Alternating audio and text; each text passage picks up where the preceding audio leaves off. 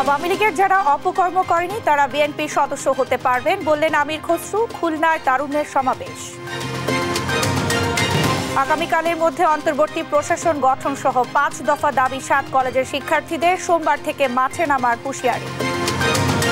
আগামী রোববারের মধ্যে যদি অন্তর্বর্তীকালীন প্রশাসন গঠনের প্রজ্ঞাপন জারি না হয় তাহলে 19 মে সোমবার থেকে আমরা আবার মাঠের কর্মসূচিতে যেতে বাধ্য হব। ঢাকা বিশ্ববিদ্যালয়ের শিক্ষার্থী সাম্য হত্যায় গ্রেফতারকৃত 3 জনের 6 দিনের রিমান্ড। বিএনপির সঙ্গে বৈঠক উপাচার্যের। ইশরাকের কাছে ঢাকা দক্ষিণের মেয়রের দায়িত্ব হস্তান্তরের দাবিতে লং মার্চ। নগর ভবনে তালা। উপদেষ্টা সচিব অবাঞ্ছিত ঘোষণা। এখানে অনেক দুর্নীতি হচ্ছে।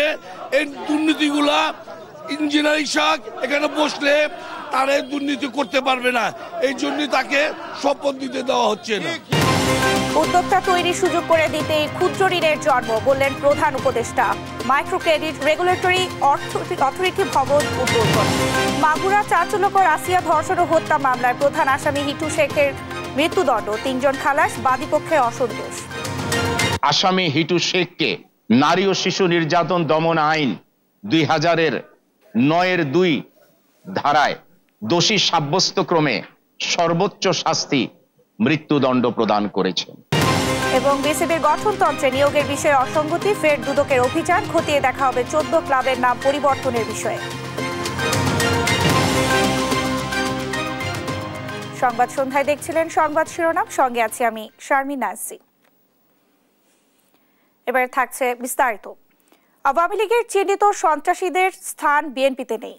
তবে যারা অপকর্মে যুক্ত ছিল না এবং বিএনপি নেতাকর্মীদের হয়রানি করেনি তাদের সদস্য করা যাবে বলে জানিয়েছেন দলটির স্থায়ী কমিটির সদস্য আমির খসরু মাহমুদ চৌধুরী।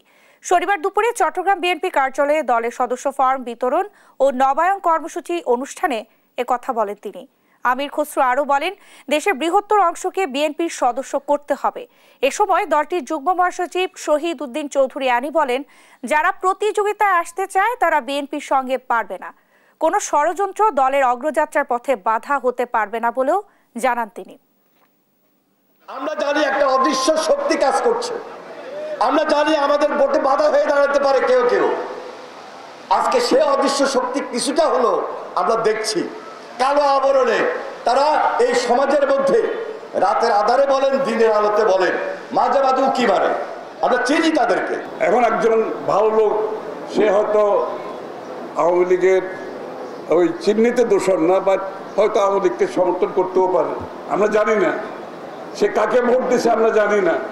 কিন্তু সমাজে গ্রহণযোগ্য ব্যক্তি, সমাজে কোনোদিন রাজনৈতিকভাবে অস্থিরতা সৃষ্টি করে নাই, বিএনপির কার্যক্রমকে প্রতিহত করার চেষ্টা করে নাই, বাধাগ্রস্ত করতে চেষ্টা করে নাই, বিএনপির নেতা কর্মীদেরকে হয়রানির শিকার করে নাই,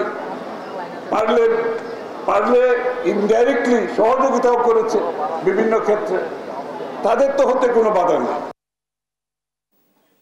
2 উপদেষ্টা ও জাতীয় নিরাপত্তার দায়িত্বপ্রাপ্ত বিদেশি নাগরিক ডক্টর খলিলুর রহমানকে অন্তর্বর্তী সরকার থেকে অব্যাহতি দেওয়ার দাবি জানিয়েছেন বিএনপি স্থায়ী কমিটির সদস্য সালাউদ্দিন আহমেদ।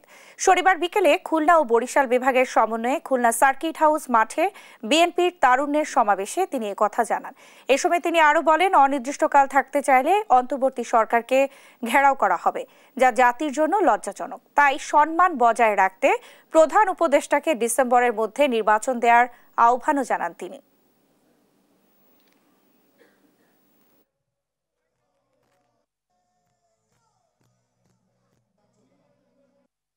একজন বিদেশি নাগরিকের কাছে এই দেশের সেনাবাহিনী নিরাপত্তা সংক্রান্ত রিপোর্ট প্রদান করবে কিভাবে ভাবলেন?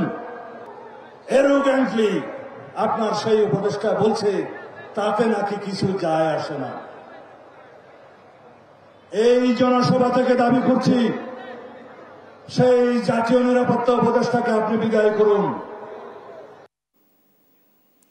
ঢাকা দক্ষিণ সিটি কর্পোরেশনের মেয়র হিসেবে দায়িত্ব বুঝিয়ে দেওয়া নিয়ে সৃষ্ট সংকটের বিষয়ে সংবাদ সম্মেলনে কথা বলছেন ইশরাক হোসেন। সরাসরি চলে যাচ্ছি সেখানে। আমি বলবো দুঃখজনক, নির্বাচন কমিশন একটি স্বাধীন সার্বভৌম প্রতিষ্ঠান, তারা আপন গতিতে তারা নিজ সিদ্ধান্তে কাজ করে চলেছে, এই ব্যাপারে আমাদের কোনো কিছু বলার নেই। এখন সর্বশেষ যে বিষয়টি বলতে চাচ্ছি, গ্যাজেট প্রকাশের 20 দিন হয়ে গিয়েছে, এখন পর্যন্ত আমাকে শপথ গ্রহণ করানোর জন্য কোনো ধরনের পদক্ষেপ বর্তমান সরকার নেয় নাই, যেটি কিনা তাদের এখতিয়ারে পড়ে। বর্তমান সরকার বলতে স্থানীয় সরকার বিভাগকে বোঝানো হচ্ছে, যেখানে নির্বাচন কমিশন থেকে এই নির্দেশনাটি গ্যাজেট সহ স্থানীয় সরকার বিভাগে অর্থাৎ স্থানীয় সরকার মন্ত্রণালয় বরাবর পাঠানো হয়। পাঠানোর পর তারা আরেকটি যে কাজ করে, সেটিকে আইনের দৃষ্টিতে অনেকেই বলেছে এটি বেআইনি, সেটি হলো তারা পাল্টা নির্বাচন কমিশনকে চিঠি লিখে সেখানে একাধিক একটা রেফারেন্স দিয়ে বলার চেষ্টা করে যে এখানে আপিল করবে কি না। অথচ নির্বাচন কমিশন কিন্তু তার যে আইনজীবী প্যানেল রয়েছে, তার যে বিজ্ঞ আইনজীবীরা রয়েছেন এবং তার যে প্রক্রিয়া রয়েছে, সেটি সম্পন্ন করে পূর্ণাঙ্গ কমিশন মিলেই কিন্তু সিদ্ধান্ত দিয়ে গ্যাজেট প্রকাশ করে ফেলেছে। অতএব এখানে স্থানীয় সরকার মন্ত্রণালয় কি নির্বাচন কমিশনকে অলমোস্ট নির্দেশনা দিতে পারে কিনা, সেই বিষয়টি এখন প্রশ্নে চলে এসেছে। তো এখানে আমরা দেখছি যে নির্বাচন কমিশনের উপর ইতিমধ্যেই এই সরকার এক ধরনের হস্তক্ষেপ শুরু করেছে এবং সেটি আগামী জাতীয় নির্বাচনের আগে কি ধরনের প্রভাব ফেলতে পারে সেটা নিয়ে জনগণ এখন শঙ্কিত হয়ে পড়েছে। এদের এই বর্তমান যে অন্তর্বর্তীকালীন সরকারের যে উপদেষ্টা পরিষদ রয়েছেন, এই উপদেষ্টা পরিষদের অধীনে একটি সঠিক, সুস্থ, নিরপেক্ষ জাতীয় নির্বাচন অনুষ্ঠিত হতে পারে কিনা সেটা নিয়ে জনমনে এখন শুধু সন্দেহ না, তারা এখন স্পষ্টতই দেখতে পারছে এটি সম্ভব নয়।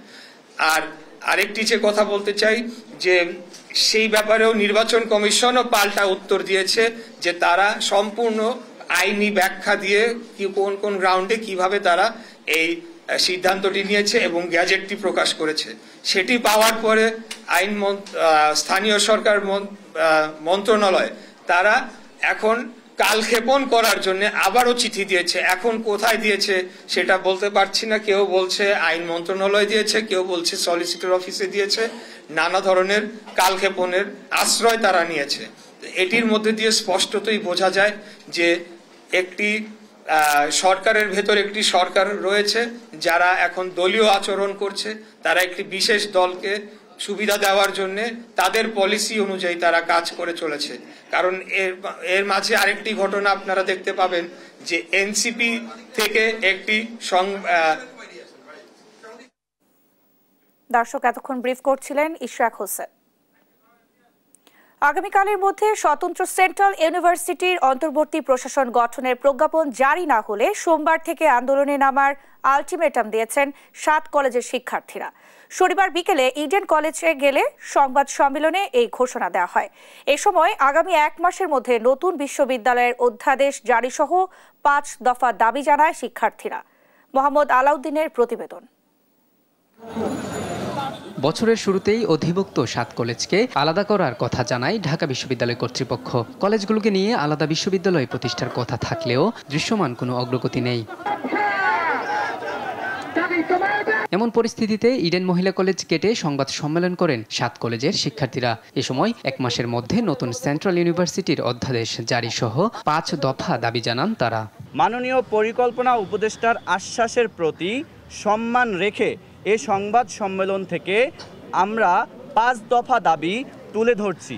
আগামী 1 মাসের অর্থাৎ আগামী 16 জুন 2025 খ্রিস্টাব্দ এর মধ্যে নতুন বিশ্ববিদ্যালয়ের অধ্যাদেশ জারি করতে হবে।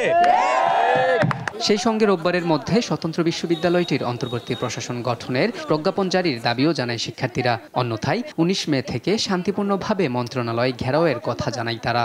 আগামী রোববারের মধ্যে যদি অন্তর্বর্তীকালীন প্রশাসন গঠনের প্রজ্ঞাপন জারি না হয়, তাহলে 19 মে সোমবার থেকে আমরা আবার মাঠের কর্মসূচিতে যেতে বাধ্য হব। এছাড়া আগামী 5 কার্যদিবসের মধ্যে ঢাকা সেন্ট্রাল ইউনিভার্সিটির রূপরেখা ও লোগো প্রকাশ এবং নতুন অর্থ বছরের বাজেটেই নবগঠিত বিশ্ববিদ্যালয়ের জন্য অর্থ বরাদ্দের দাবি জানায় শিক্ষার্থীরা। অর্থ বরাদ্দ দিতে হবে। মোহাম্মদ আলাউদ্দিন, দেশ টিভি, ঢাকা। ঢাকা বিশ্ববিদ্যালয়ের শিক্ষার্থী শাহরিয়ার আলম সাম্য হত্যা মামলায় গ্রেফতার 3 আসামিকে 6 দিনের রিমান্ড দিয়েছেন আদালত। শনিবার ঢাকার মেট্রোপলিটন ম্যাজিস্ট্রেট শাহিন রেজার আদালত শুনানি শেষে এই আদেশ দেন। এদিন দুপুরে কারাগার থেকে তাদের আদালতে হাজির করা হয়। পরে মামলার তদন্ত কর্মকর্তা শাহবাগ থানার উপপরিদর্শক তৌফিক হাসান তাদের 10 দিন করে রিমান্ডের আবেদন করেন। শুনানি শেষে আদালত তাদের 6 দিনের রিমান্ড মঞ্জুর করেন। তবে এ সময় আসামি পক্ষে কোনো আইনজীবী ছিল না। এদিকে ডিএমপি কমিশনারের সঙ্গে বৈঠক করেন ঢাকা বিশ্ববিদ্যালয়ের উপাচার্য doctor Niaz Ahmed Khan.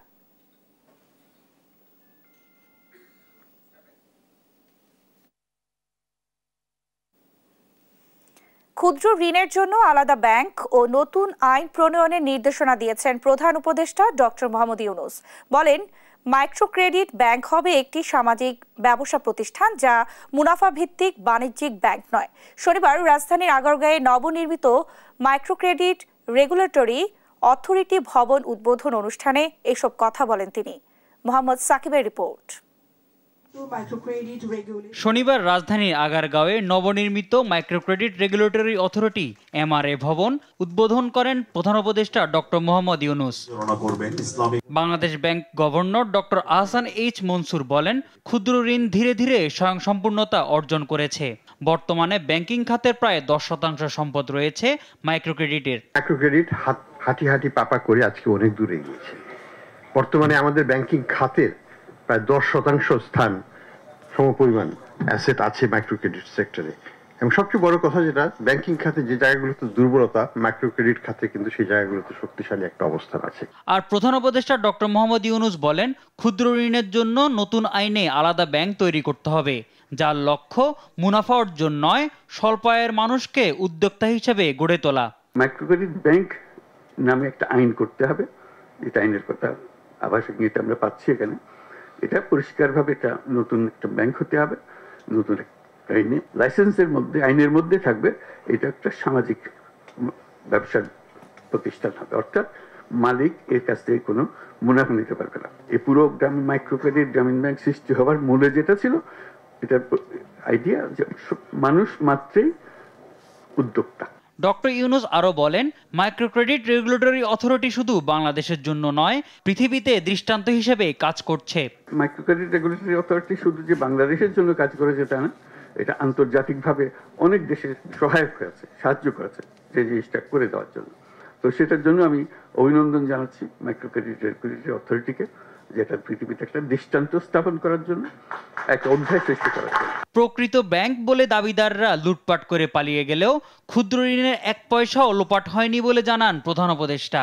Micro credit পরিসংখ্যান আপনারা দেখতেছেন, পয়সা কেউ মারে নাই, কেউ পালিয়ে যায় নাই, সেগুলো প্রতিটি পয়সা আছে, তাদের জমা টাকা আছে। মোহাম্মদ সাকিব, দেশ টিভি, ঢাকা।